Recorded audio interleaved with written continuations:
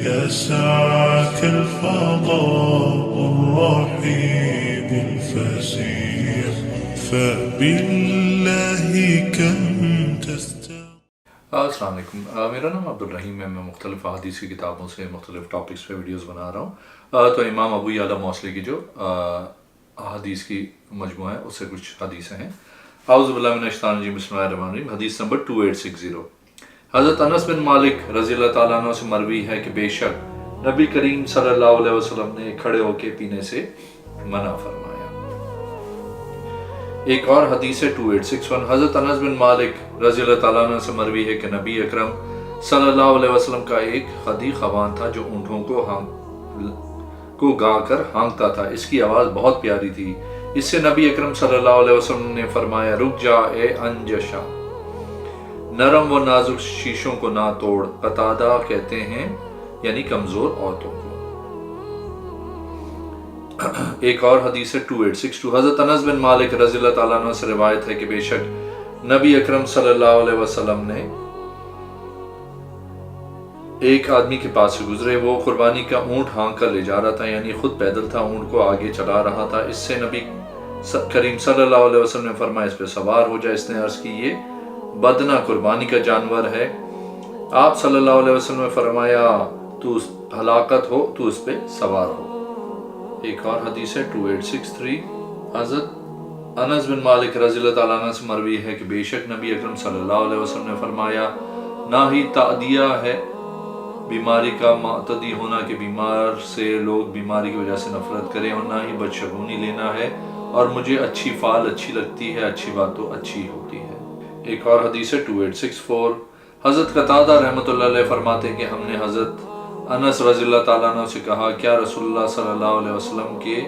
مبارک عمر میں مصافحہ تھا؟ انہوں نے فرمایا ہاں۔ قتادہ رحمۃ اللہ علیہ نے فرمایا، امام حسن بصری رحمۃ اللہ علیہ مصافحہ کرتے تھے۔ ایک اور حدیث ہے 2865، حضرت قتادہ رحمۃ اللہ علیہ کہتے ہیں کہ ان کو حضرت انس بن مالک رضی اللہ تعالیٰ عنہ نے بتایا کہ بے شک نبی اکرم صلی اللہ علیہ وسلم نے 4 عمرے کیے ہیں، ان میں ہر ایک ذیقعد میں ادا کیا، سوائے اس عمرے کے جو آپ صلی اللہ علیہ وسلم نے اپنے حج کے ساتھ کیا۔ ایک آپ صلی اللہ علیہ وسلم کا حدیبیہ والے واقعے کے وقت عمر یا راوی نے کہا حدیبیہ کے زمانے کا عمرہ کے وقت عمرہ، یا راوی نے کہا حدیبیہ کے زمانے کا عمرہ بھی ذیقعد کا تھا۔ دوسرا اس سے اگلے سال ذیقعد میں۔ تیسرا آپ صلی اللہ علیہ وسلم کا وہ عمرہ جس وقت آپ صلی اللہ علیہ وسلم نے حنین کی بکریاں جعرانہ میں تقسیم فرمائی، یہ بھی ذوالقعدہ میں۔ اور چوتھا آپ صلی اللہ علیہ وسلم کا حج کے ساتھ عمرہ۔ ایک اور حدیث ہے 2866، حضرت قتادہ رحمۃ اللہ علیہ فرماتے ہیں کہ ہم نے حضرت انس بن مالک رضی اللہ تعالیٰ عنہ سے عرض کی، نبی پاک صلی اللہ علیہ وسلم کو سب سے زیادہ کون سا لباس محبوب تھا، یا کون سا سب سے زیادہ پسند تھا؟ الفاظ میں راوی کو شک ہے، تو آپ رضی اللہ تعالیٰ نے فرمایا، نرم منفش یمنی لباس۔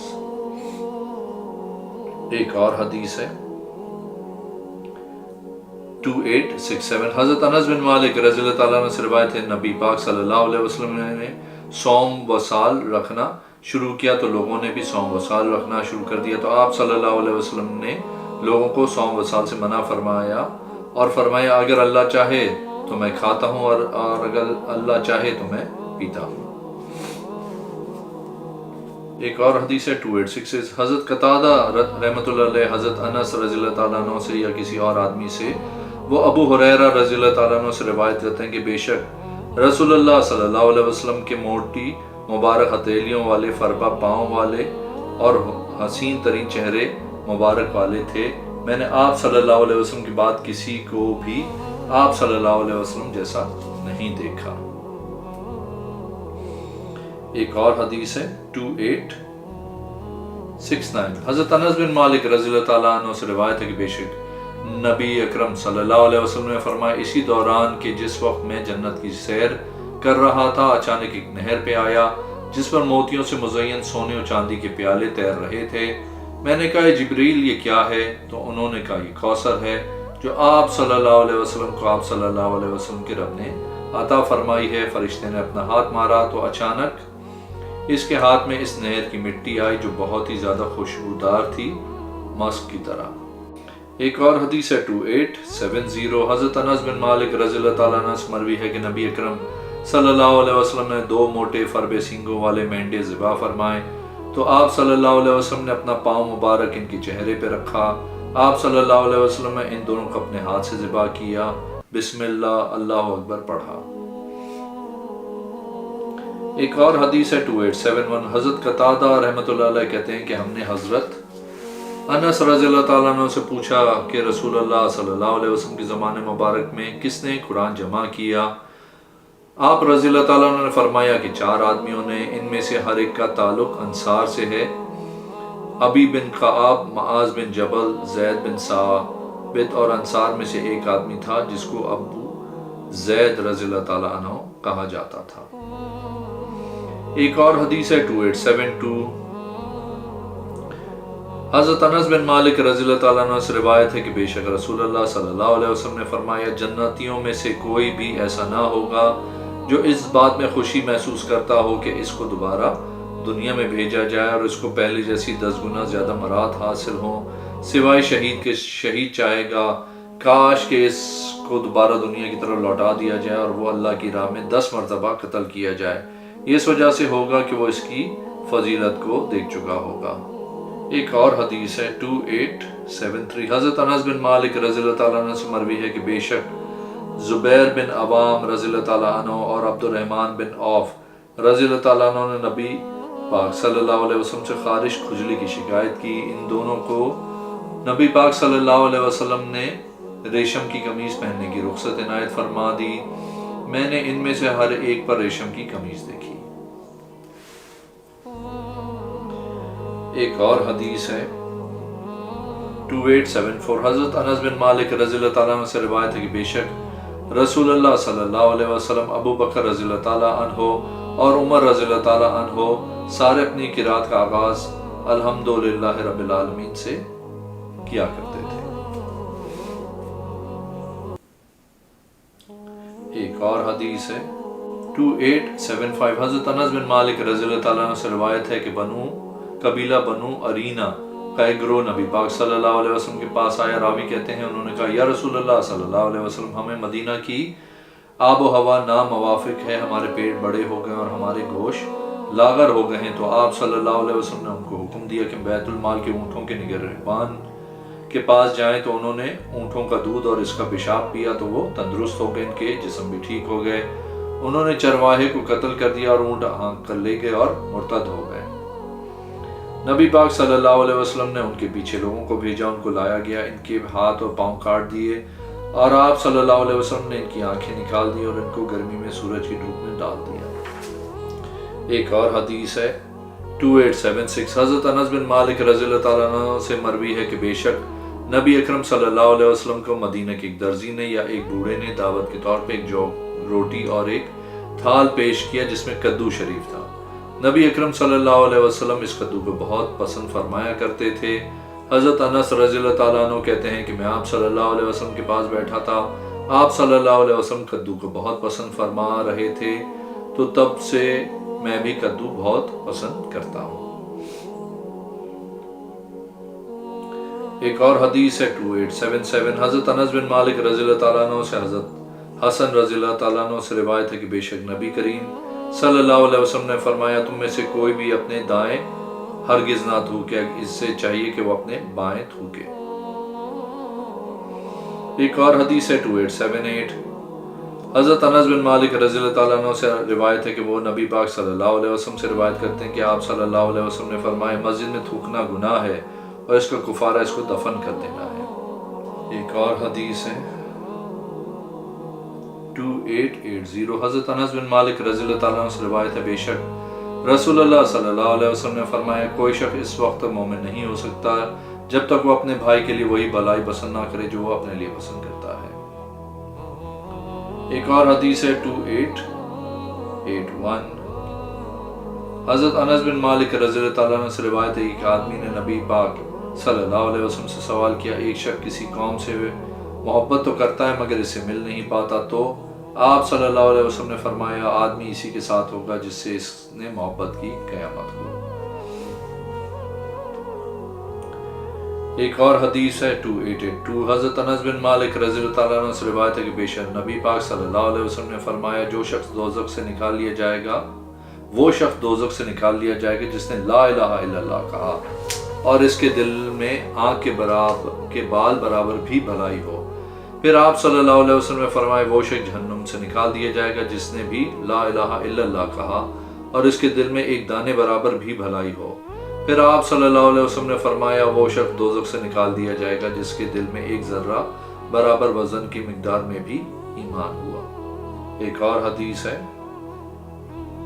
حضرت قتادہ رضی اللہ تعالیٰ عنہ فرماتے ہیں کہ ہم حضرت انس رضی اللہ تعالیٰ عنہ کے پاس اس حالت میں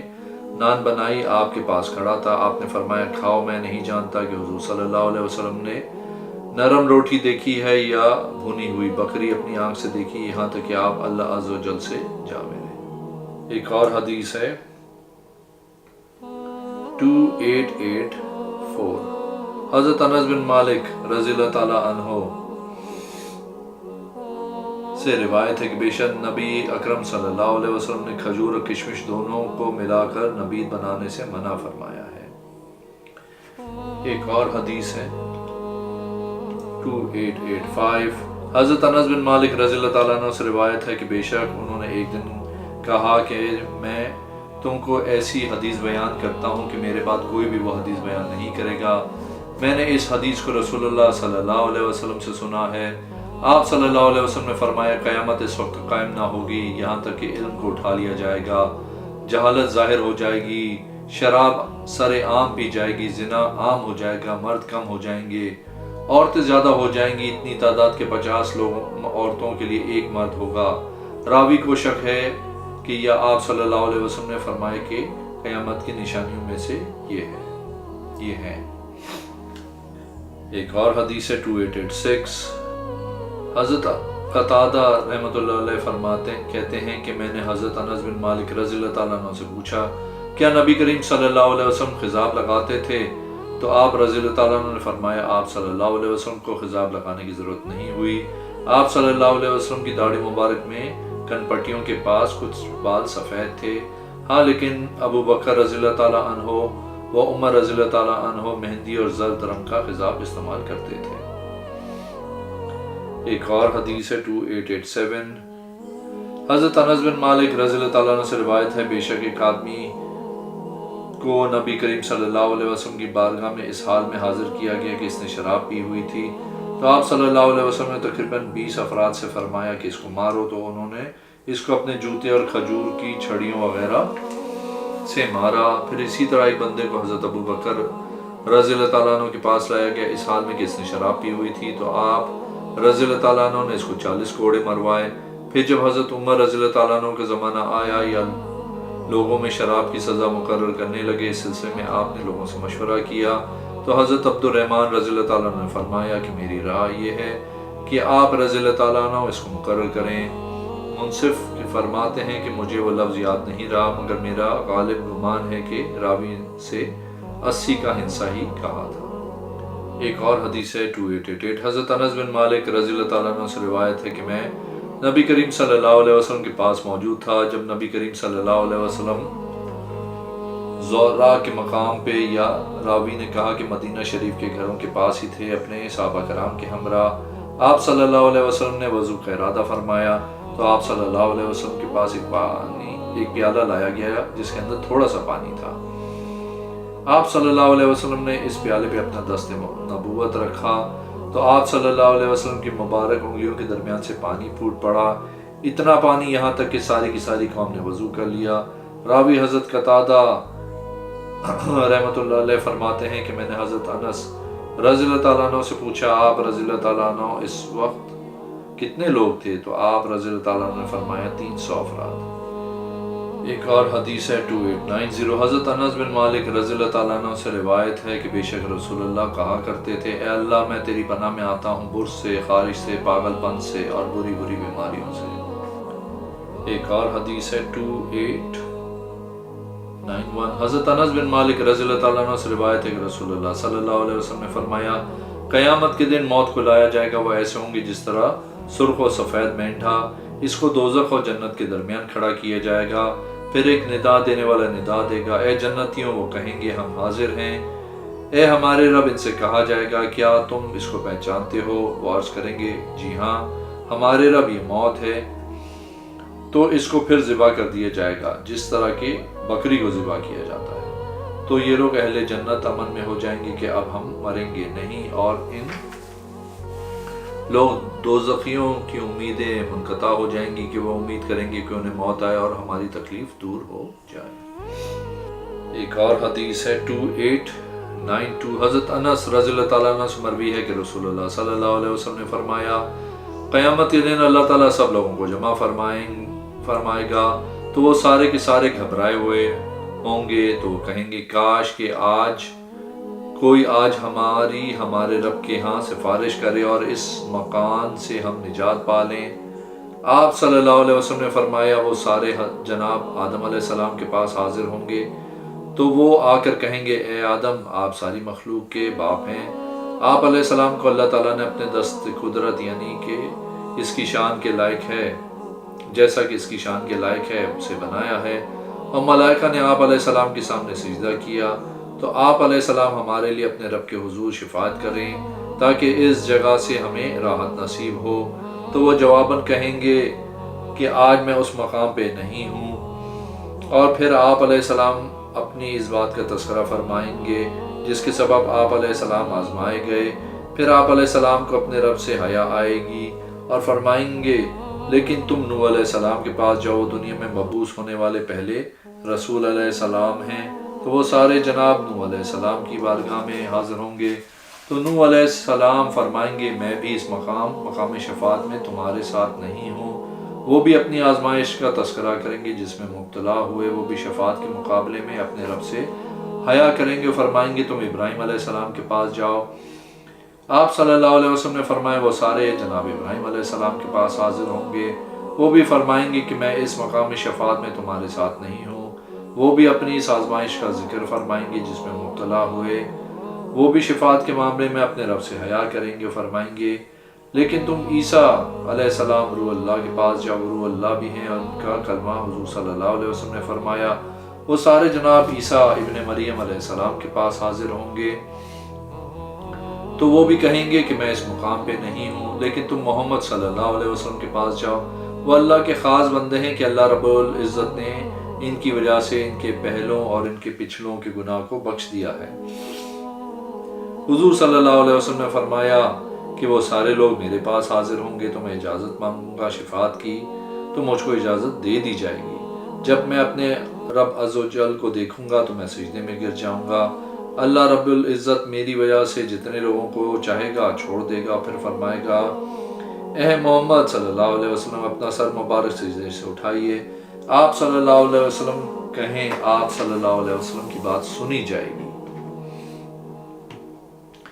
سوال کریں آپ صلی اللہ علیہ وسلم کو دیا جائے گا، سفارش کریں آپ صلی اللہ علیہ وسلم کی سفارش قبول کی جائے گی، تو میں اپنا سر سجدے سے اٹھاؤں گا، پھر میں اپنے رب عز و جل کی اس طرح ہم کروں گا جیسا کہ اس نے مجھے سکھائی ہے، پھر میں شفاعت کروں گا تو میرے لیے ایک حد مقرر کر دی جائے گی کہ ان کے ایمان کی حد تک آپ صلی اللہ علیہ وسلم ان کو جنت میں لے جا سکتے ہیں۔ پھر میں ان کو آگ سے نکالوں گا اور میں ان کو جنت میں داخل کروں گا، پھر میں دوبارہ سجدے میں گر جاؤں گا اور میں اپنے رب کی کثرت سے حمد کروں گا جیسا کہ اس نے مجھے اپنی حمد سکھائی ہے، پھر میں شفاعت کروں گا تو میرے لیے ایک حد مقرر کر دی جائے گی کہ اس مقدار کے ایمان والوں کو آپ صلی اللہ علیہ وسلم اپنے ساتھ لے جا سکتے ہیں، تو میں ان کو دوزخ سے نکالوں گا اور ان کو جنت میں داخل کروں گا، پھر میں دوبارہ سجدے میں گر جاؤں گا، میں اپنے رب کی حمد کروں گا ایسی حمد جیسے کہ اس نے مجھے اور خاص مجھے سکھائی ہے، پھر کہا جائے گا اے محمد آپ کہو آپ صلی اللہ علیہ وسلم کی بات سنی جائے گی، سوال کرو آپ صلی اللہ علیہ وسلم کو دیا جائے گا، شفاعت کرو آپ صلی اللہ علیہ وسلم کی شفاعت قبول کی جائے گی، پھر میں اپنا سر سجدے سے اٹھا لوں گا اس تعمید خاص کے ساتھ جو مجھے میرے رب نے سکھائی، پھر میں شفاعت کروں گا تو میرے لیے ایک حد مقرر کر دی جائے گی کہ اتنی تعداد کے ایمان والوں کو آپ صلی اللہ علیہ وسلم اپنے ساتھ جنت میں لے جا سکتے ہیں، تو میں ان کو جنت سے نکالوں گا اور ان کو جنت میں داخل فرما دوں گا۔ راوی کہتے ہیں کہ آپ صلی اللہ علیہ وسلم نے تیسری چوتھی مرتبہ میں یہ راوی کو شک فرمایا، دوزخ میں کوئی بھی باقی نہ رہے گا مگر وہی جس کو قرآن نے روک رکھا ہوا۔ قتادہ رحمۃ اللہ علیہ نے کہا یعنی ان پہ ہمیشہ ہمیشہ کے لیے خلود فی النار ہوگا، اس لیے وہ رہ جائیں گے۔ اگر آپ نے میرے چینل کو اب تک سبسکرائب نہیں کیا تو پلیز کیجیے، اس ویڈیو کو لائک کیجیے۔ اگلی ویڈیو میں انشاءاللہ حاضر ہوں گا۔